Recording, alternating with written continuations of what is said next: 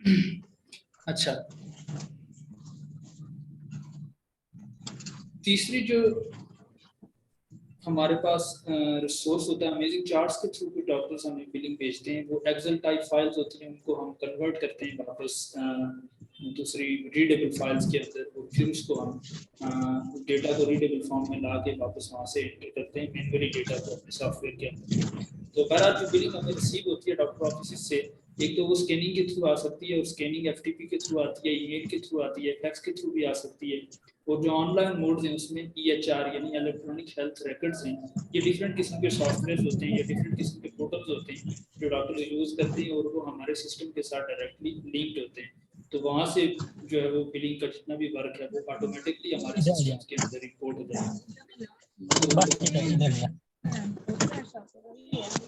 Scanning के अंदर ये है कि हमारे पास जो वर्क होता है वो मैनुअल वर्क ज़्यादा होता है, इसमें टाइम ज़्यादा लगता है।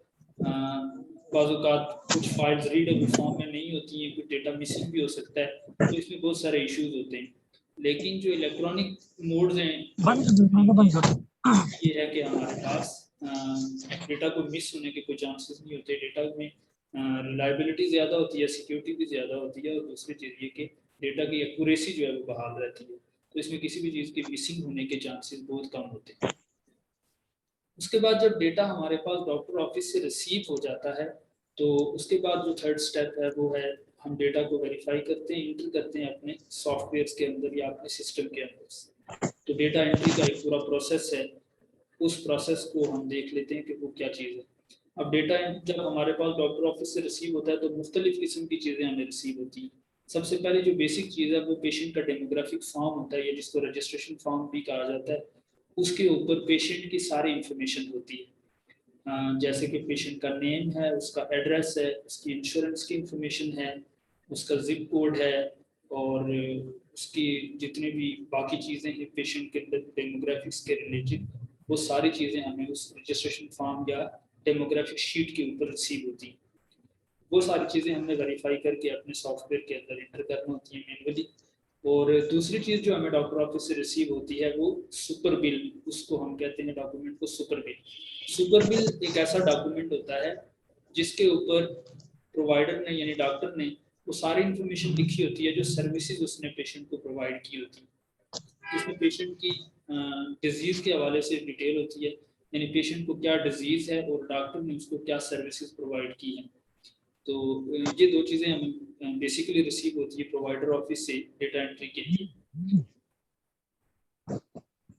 उसके बाद जो तीसरी चीज़ है वो डॉक्टर ऑफिस से हमें रिसीव होती है, वो हमारी क्लेम प्रोसेसिंग के बाद रिसीव होती है। जब हम क्लेम एंटर करके इंश्योरेंस को सबमिट करवा देते हैं तो इंश्योरेंस प्रोसेस करने के बाद फिर उसकी पेमेंट रिलीज करती है। उस डॉक्यूमेंट को हम EOB या electronic health electronic sorry explanation of benefits कहते हैं, EOB। तो वो डॉक्टर ऑफिस को भेजती है इंश्योरेंस, और फिर डॉक्टर ऑफिस हमें भेजता है।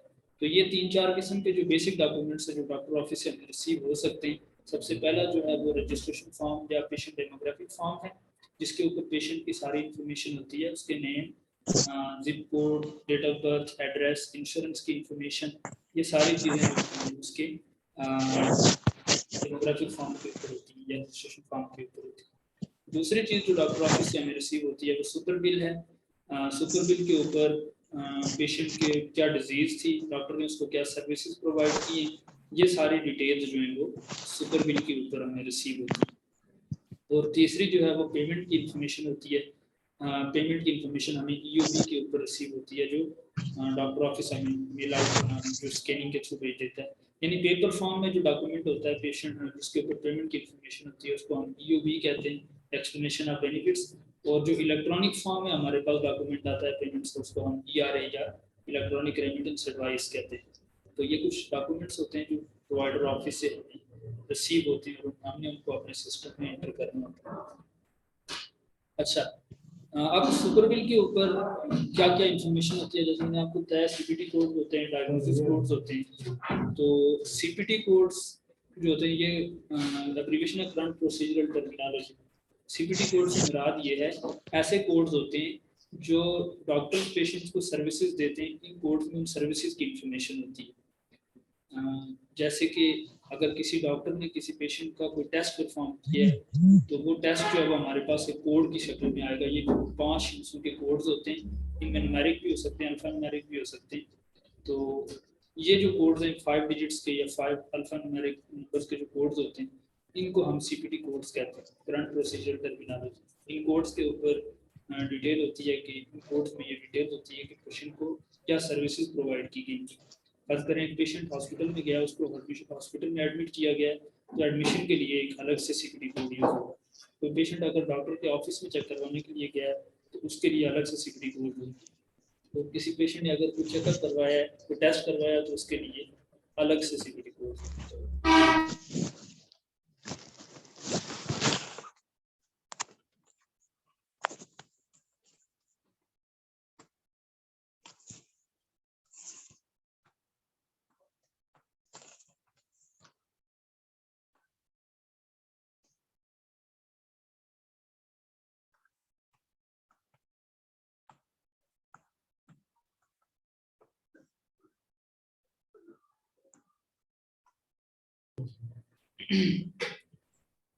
और इसके बाद जो आईसीडी कोड्स होते हैं,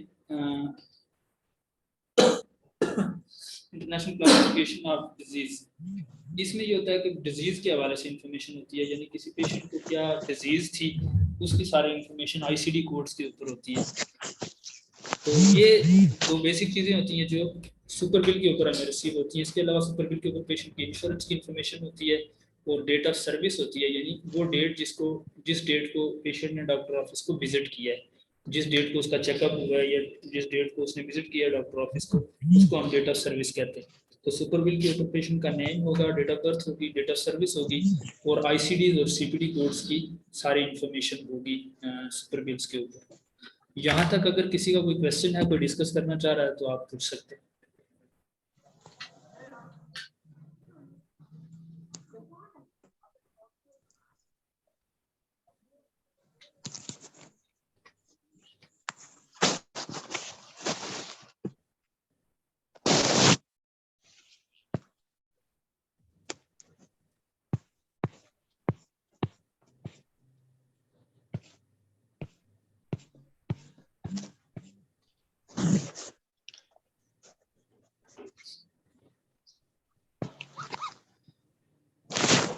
आगे चले हम लोग, किसी का कोई क्वेश्चन नहीं है? सारा कंटिन्यू रखें। ओके, अच्छा ये सारी चीजें जब हमें डॉक्टर ऑफिस में रिसीव होती हैं तो हम फिर उसकी एंट्री अपने सॉफ्टवेयर के अंदर करते हैं और एंट्री के लिए कुछ चीज़ें जिनको हमने टेक केयर करना होता है। जैसे कि अगर हमारे पास पेशेंट का डेमोग्राफिक फॉर्म रिसीव हुआ है डॉक्टर ऑफिस से, तो जब हम उसको अपने सॉफ्टवेयर में एंटर करेंगे तो पेशेंट के जो फर्स्ट नेम लास्ट नेम के स्पेलिंग्स हैं उनमें हमने कोई मिस्टेक नहीं करनी। डेटा एंट्री के लिए ये है कि बहुत केयरफुल रहना पड़ता है। अगर पेशेंट के नेम के स्पेल में कोई मिस्टेक हो जाती है तो उसमें ये होता है कि फिर समटाइम्स पेशेंट की रिकॉर्ड जो है वो चेंज हो जाता है, उसमें जो इन्फॉर्मेशन है वो चेंज हो जाती है, जिसकी वजह से हमारे क्लेम जो हैं वो पे नहीं होते, तो इंश्योरेंस उन क्लेम्स को डिनाई भी कर सकती है। और समटाइम्स ऐसा भी होता है क्योंकि पेशेंट जिसके नेम में अगर कोई फर्स्ट नेम की जगह आपने लास्ट नेम इंटर कर दिया या लास्ट नेम की जगह फर्स्ट नेम इंटर कर दिया तो उसकी वजह से पूरी की पूरी इन्फॉर्मेशन चेंज हो सकती है। तो डेटा एंट्री के लिए जो है ना बेसिक चीज़ें ये हैं कि आपने पेशेंट के फर्स्ट नेम लास्ट नेम को, उसकी डेट ऑफ बर्थ को एज इट इज़ इंटर करना है जैसा आपको डॉक्टर ऑफिस से रिसीव हुआ है। मतलब एक लेटर की भी आप उसमें एडिंग या उसको आप माइनस नहीं कर सकते। जिस तरह से उसके नेम के स्पेलिंग आपको रिसीव हुए हैं आपने बिल्कुल उसी तरह से उसको इंटर करना होता है। डेटा एंट्री में कोई भी पेशेंट के डेमोग्राफिक में चेंज आप करेंगे तो वो फिर कॉन्सिक्वेंस उसके ये होंगे कि हमारे क्लेम जो है वो डिनाई होगी और डॉक्टर को भी लॉस होगा और कंपनी को भी लॉस होगा। तो ये डेटा एंट्री के हवाले से हम ब्रीफ डिस्कशन करेंगे, डिटेल डिस्कशन करेंगे बाद में भी। फिलहाल हम नेक्स्ट टॉपिक की तरफ चलते हैं और नेक्स्ट टॉपिक जो है वो है सबमिशन। अब एक साइकिल है हमारा मेडिकल बिलिंग का, जैसे मैंने आपको बताया है कि सबसे पहला स्टेप जो है वो पेशेंट विजिट करता है डॉक्टर ऑफिस को और डॉक्टर उसको चेक करने के बाद सारी इन्फॉर्मेशन हमें भेजता है। वो किन किन मोड्स के थ्रू भेजता है ये भी मैंने आपको बता दिया है और क्या क्या बेसिक चीज़ें हमें रिसीव होती हैं वो भी मैंने आपको बता दी है। अब जब ये सारी चीज़ें हमारे पास आ जाती हैं तो हम इनको अपने सॉफ्टवेयर में या सिस्टम में इंटर करने के बाद हमारा जो नेक्स्ट स्टेप होता है वो होता है सबमिशन। तो हमने उस सारे इंफॉर्मेशन को इंश्योरेंस को सबमिट करवाना होता है। तो बेसिकली इस प्रोसेस को हम कहते हैं सबमिशन।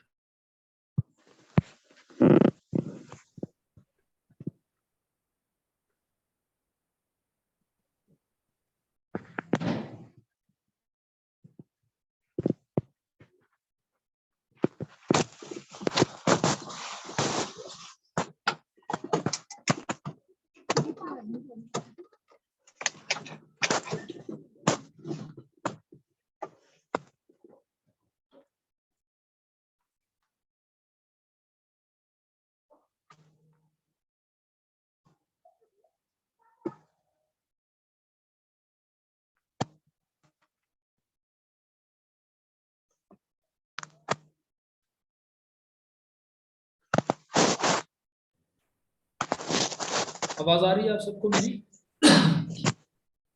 यस सर, आ रही है। जी सर, आ रही है। तो सबमिशन जो है वो दो टाइप्स की होती है। एक तो हमारी होती है इलेक्ट्रॉनिक सबमिशन और दूसरी है पेपर सबमिशन। ये आपको नाम से ही पता चल गया होगा। जो पेपर सबमिशन होती है उसमें हम पेपर क्लेम्स मेल आउट करवाते हैं इंश्योरेंस के मेलिंग एड्रेस के ऊपर पेपर फॉर्म में। और जो इलेक्ट्रॉनिक सबमिशन होती है उसमें हम क्लेम्स को इलेक्ट्रॉनिकली फाइल करते हैं। उसमें पेपर सबमिशन पेपर की ज़रूरत नहीं होती। जैसे हमारे सॉफ्टवेयर में जब हम क्लेम एंटर करते हैं तो उनको हम सॉफ्टवेयर के थ्रू ही डायरेक्टली सबमिट करवा देते हैं इंश्योरेंस कंपनीज को। जो इलेक्ट्रॉनिक सबमिशन होती है उसकी दो टाइप्स हैं। एक डायरेक्ट सबमिशन है और दूसरी जो है वो इनडायरेक्ट सबमिशन। डायरेक्ट सबमिशन में ये होता है कि जो हमारा तो दूसरी सॉफ्टवेयर, का डायरेक्ट और इनडायरेक्ट सबमिशन। ठीक ठीक है सर। अच्छा, डायरेक्ट सबमिशन में ये होता है कि हमारा जो क्लेम है वो डायरेक्टली जो है वो इंश्योरेंस कंपनी को सबमिट होता है, यानी उसमें कोई थर्ड पार्टी इन्वॉल्व नहीं होती। हमारे सिस्टम में क्लेम इंटर होता है और हम उसको डायरेक्टली सबमिट कर देते हैं इंश्योरेंस कंपनी को। और जो इनडायरेक्ट सबमिशन होती है उसमें मेडिकल बिलिंग कंपनीज के और इंश्योरेंस के दरमियान एक थर्ड पार्टी होती है जिसको हम क्लियरिंग हाउस कहते हैं, उसके थ्रू हम सबमिशन करवाते हैं। क्लियरिंग हाउस का काम ये होता है कि जो क्लेम्स हम अपने सिस्टम से सबमिट करते हैं, क्लियरिंग हाउस उन क्लेम्स को वेरीफाई करता है। सारी इंफॉर्मेशन को रिव्यू करने के बाद, वेरीफाई करने के बाद वो उन क्लेम्स को फॉरवर्ड कर देता है इंश्योरेंस कंपनीज को।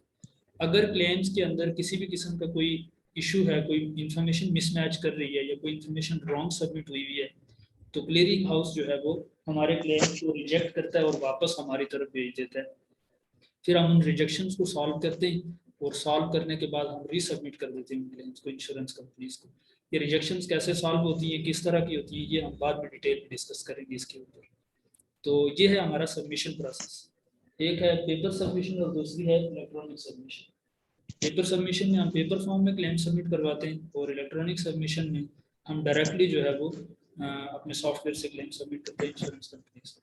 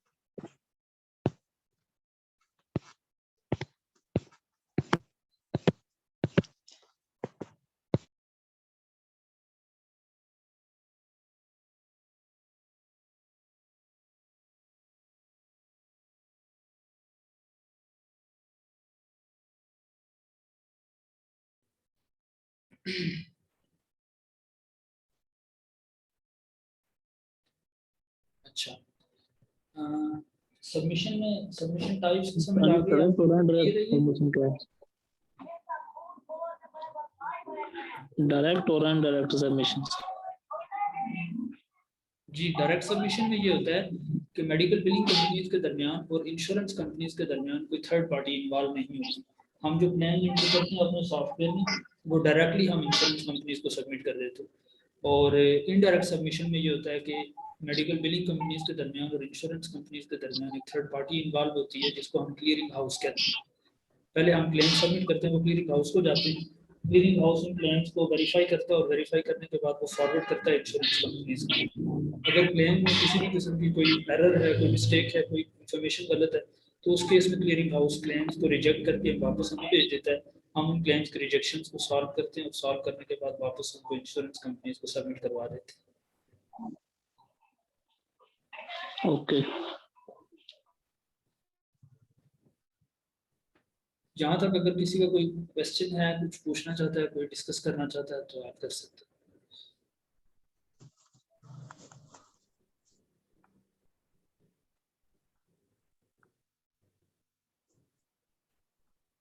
No sir.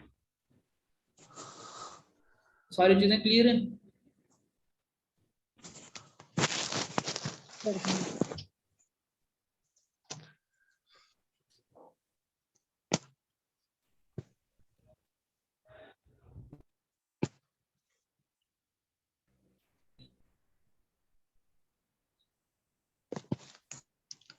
सर, जो इलेक्ट्रॉनिक सबमिशन है और पेपर सबमिशन है, ये किस चीज़ पे बेस करती है, या हमें कैसे पता चलेगा ये कि हमने इलेक्ट्रॉनिक सबमिट करना है या पेपर सबमिशन करनी है?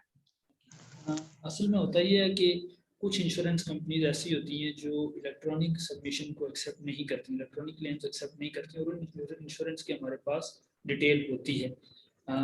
इंश्योरेंस ऐसी इंश्योरेंस जो electronic submission electronic claims accept नहीं करती हैं, हम उनको पेपर क्लेम्स सबमिट करवाते हैं। वो इंश्योरेंसेज बहुत कम होती हैं, मतलब आप नहीं कह सकते कि 1% से भी कम होती हैं। मोस्टली जो इंश्योरेंसेज हैं उनको हम इलेक्ट्रॉनिक क्लेम सबमिट करते हैं, क्योंकि ये एक तो आपका क्लेम जो है वो विद इन नो टाइम जो है वो इंश्योरेंस के सिस्टम के अंदर चला जाता है, इसमें टाइम कंज्यूम नहीं होता। और दूसरा ये है कि इसमें किसी भी किस्म के नॉन फाइलिंग का इसका इशू नहीं होता।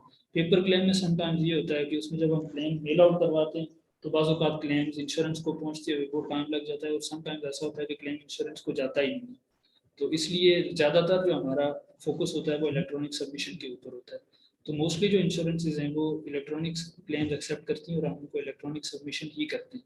लेकिन कोई ऐसा कोई इशू आ जाता है, कोई बीच में कोई ऐसा एक्सेप्शन आ जाती है जो इंश्योरेंस रिक्वेस्ट करती है या रिक्वायर करती है कि आप पेपर क्लेम सबमिट करें, तो फिर उस क्लेम केस में हम ये करते हैं कि उस क्लेम को PDF में प्रिंट करके पेपर की फॉर्म में हम उनको उनके मेलिंग एड्रेस पे मेल आउट करवा देते हैं।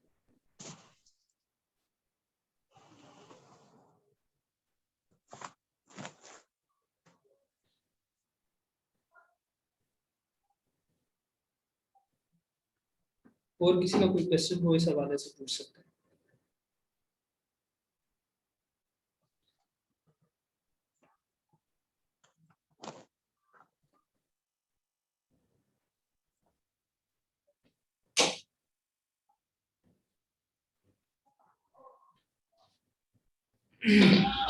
ओके सर, आगे चलें। अच्छा, सबमिशन के बाद जो है वो जब हमारा क्लेम इंश्योरेंस के सिस्टम में चला जाता है, तो जो इलेक्ट्रॉनिक सबमिशन हम करते हैं उसमें मोस्टली इंश्योरेंस जो मैक्सिमम 10 to 15 डेज या 20 डेज के अंदर हमारा क्लेम प्रोसेस कर देती है, और 15 to 20 डेज के अंदर अंदर वापस हमें उस क्लेम की पेमेंट रिसीव हो जानी चाहिए। अगर कोई ऐसा इशू हो जाता है कि क्लेम को सबमिट हुए हुए 15-20 दिन से ज़्यादा हो गई और हमारे पास उस क्लेम की कोई भी इंफॉर्मेशन वापस इंश्योरेंस से रिसीव नहीं हुई, कोई भी पेमेंट या कोई भी डिनाइल, कोई भी रिजेक्शन हमें रिसीव नहीं हुई, तो फिर उस केस में हमें इंश्योरेंस कंपनी से डायरेक्ट कॉन्टैक्ट करना पड़ता है और इंश्योरेंस से क्लेम स्टेटस लेना पड़ता है। फ़र्ज़ करें आपने एक क्लेम 1 फरवरी को सबमिट करवाया था इंश्योरेंस कंपनी को, और 10-15-20 दिन गुजर गए, उस क्लेम का कोई स्टेटस नहीं है हमारे पास, इंश्योरेंस की तरफ से कोई रिस्पांस नहीं आया, तो फिर इस केस में ऐसा होता है कि हम इंश्योरेंस कंपनीज को कॉल्स करते हैं, और कॉल्स करके या इंश्योरेंस के पोर्टल्स होते हैं, वेब पोर्टल्स पे जाके हम उन क्लेम्स की डिटेल्स को वेरीफाई करते हैं। तो ये बेसिकली जो प्रोसेस है सारा ये फॉलो अप के अंदर आ जाता है। सबमिशन के बाद जो थर्ड स्टेप होता है हमारा वो होता है फॉलो अप। फॉलो अप से मुराद ये है कि आपने जो क्लेम्स इंश्योरेंस कंपनीज को सबमिट करवाए हैं, हमने उन क्लेम्स का वापस स्टेटस भी लेना होता है कि क्या वो क्लेम्स हमारे जो हमने सबमिट करवाए हैं वो पे हो चुके हैं, इंश्योरेंस को रिसीव हुए हैं या नहीं हुए, उनका क्या स्टेटस है, वो डिनाइड है या पेड है। तो ये सारी इन्फॉर्मेशन जो हम चेक करते हैं, इस सारे प्रोसेस को हम फॉलो अप कहते हैं। तो बेसिकली जो मेडिकल बिलिंग है इसके 3 स्टेप्स हैं। सबसे पहला जो स्टेप है वो डेटा एंट्री का है। डॉक्टर ऑफिस से जो भी इंफॉर्मेशन हमें रिसीव होती है वो हम अपने सिस्टम के अंदर एंटर करते हैं, उसको हम डेटा एंट्री कहते हैं। सेकंड स्टेप जो है वो हमारा सबमिशन का है, यानी डेटा एंट्री के बाद उस इंफॉर्मेशन को डबल चेक करके वेरीफाई करने के बाद हम इंश्योरेंस कंपनीज को सबमिट करवाते हैं। और थर्ड स्टेप जो है हमारा वो है फॉलो अप का, यानी सबमिशन के बाद हम क्लेम्स जो है वो इंश्योरेंस कंपनीज को भेजने के बाद इंश्योरेंस कंपनीज के साथ फॉलो अप करते हैं। और जब क्लेम हमारे पे हो जाते हैं, प्रोसेस हो जाते हैं, तो उसके बाद हमारा फाइनल स्टेप होता है वो क्लेम्स की पेमेंट पोस्टिंग, यानी क्लेम्स जो इंश्योरेंस हमें क्लेम्स की पेमेंट्स करती हैं वो पेमेंट्स हम वापस अपने सॉफ्टवेयर के अंदर पोस्ट करते हैं या एंटर करते हैं। तो ये 4 बेसिक स्टेप्स होते हैं मेडिकल बिलिंग के। इनमें जो सबसे क्रिटिकल स्टेप है वो है सबसे पहला स्टेप डेटा एंट्री, और जो थर्ड स्टेप मैंने आपको बताया है वो है फॉलो अप।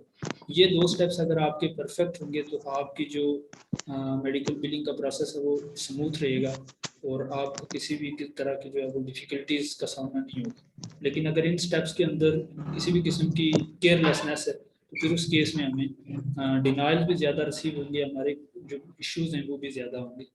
तो ये 3-4 बेसिक स्टेप्स हैं जिनको हमने फॉलो करना होता है। नेक्स्ट जो हमारे पास पेमेंट रिसीव होती है इंश्योरेंस कंपनीज की तरफ से, वो किस किस मेथड से रिसीव होती है और कैसे रिसीव होती है, हम इसको डिस्कस करेंगे। हमारे पास जो इंश्योरेंस कंपनीज की तरफ से पेमेंट्स रिसीव होती हैं या क्लेम प्रोसेसिंग के बाद जो इंश्योरेंस का रिस्पांस हमें रिसीव होता है वो 2 तरीकों से रिसीव होता है, एक पेपर फॉर्म में और दूसरा इलेक्ट्रॉनिक फॉर्म के अंदर। हम क्लेम्स जो कि इलेक्ट्रॉनिकली सबमिट करते हैं इंश्योरेंस कंपनीज को, तो इंश्योरेंस उनका रिस्पांस भी हमें इलेक्ट्रॉनिकली ही करती है, और जिस डॉक्यूमेंट के ऊपर इंश्योरेंस हमें रिस्पांस करती है उस क्लेम का, यानी जिस डॉक्यूमेंट के ऊपर क्लेम्स की पेमेंट्स या डिनाइल्स की इंफॉर्मेशन होती है जो हमारे पास इलेक्ट्रॉनिक फॉर्म में रिसीव होता है, उसको हम कहते हैं ERA या इलेक्ट्रॉनिक रेमिटेंस एडवाइस। और जो पेपर फॉर्म में रिसीव होता है उसको हम एक्सप्लेनेशन ऑफ बेनिफिट्स कहते हैं।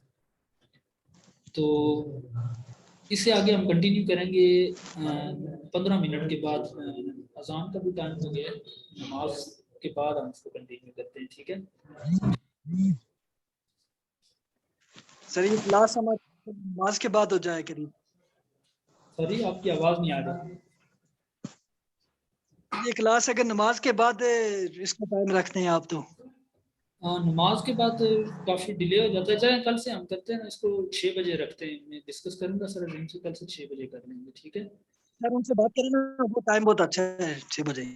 ठीक है तो नमाज भी फिलहाल उसमें आ जाती है और बाकी ठीक है। चलें फिलहाल हम 15 ठीक है मिनट की सर, ब्रेक ठीक। लेते हैं ना। 15 मिनट आप मीटिंग में रहें, सारे लोग इसको लीव ना करें, तो 15 मिनट के बाद फिर वापस स्टार्ट करते हैं, ठीक है। ठीक।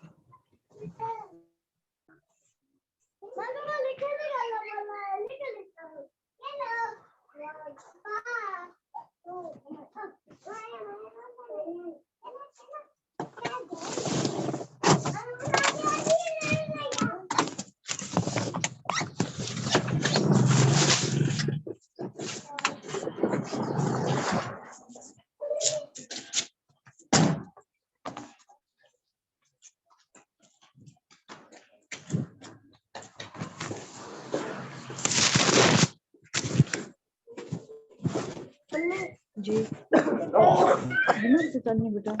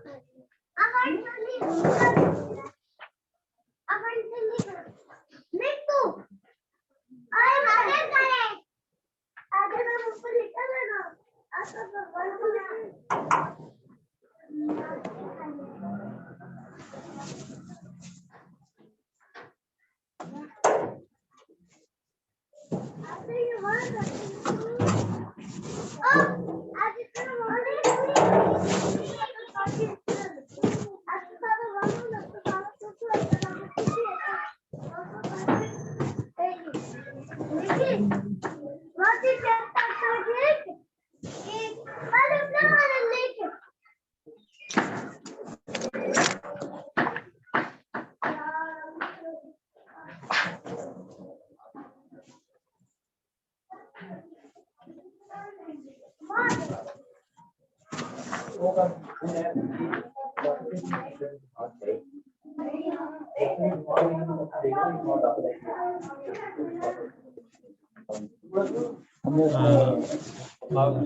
वालेकुम एवरीबॉडी।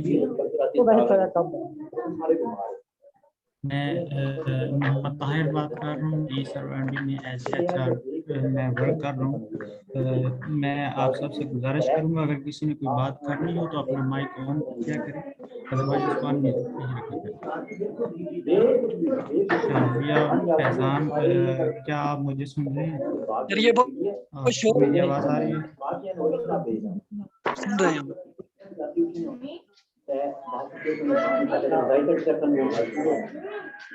अस्सलाम वालेकुम सर। वालेकुम सलाम।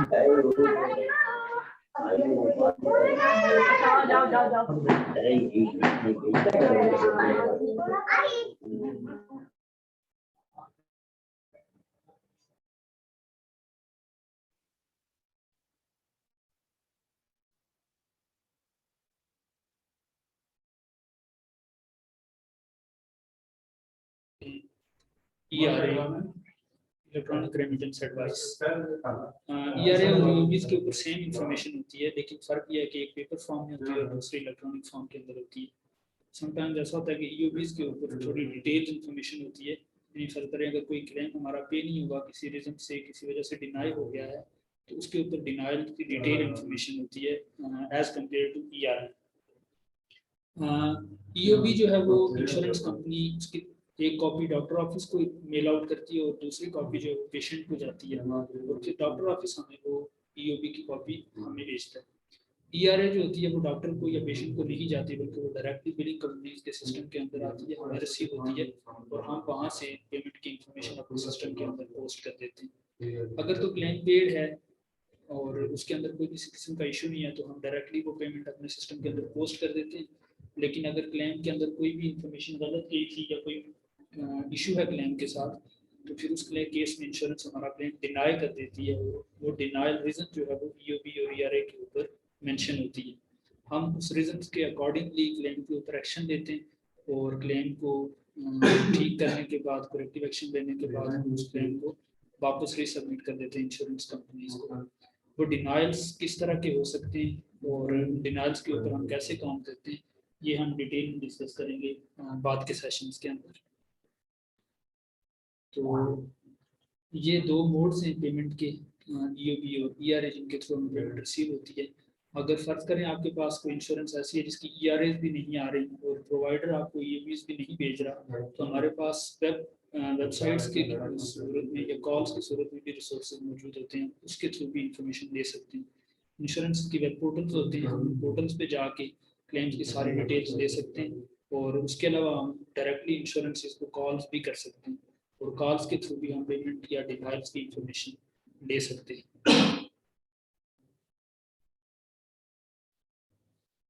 यहाँ तक अगर किसी का कोई क्वेश्चन है तो पूछ सकते हैं।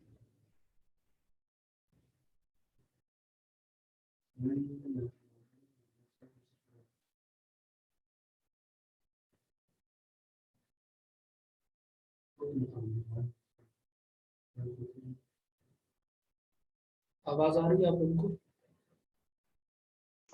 जी सर आ रही। जी, तो यहाँ तक क्लियर है सारी चीजें? यस सर क्लियर है।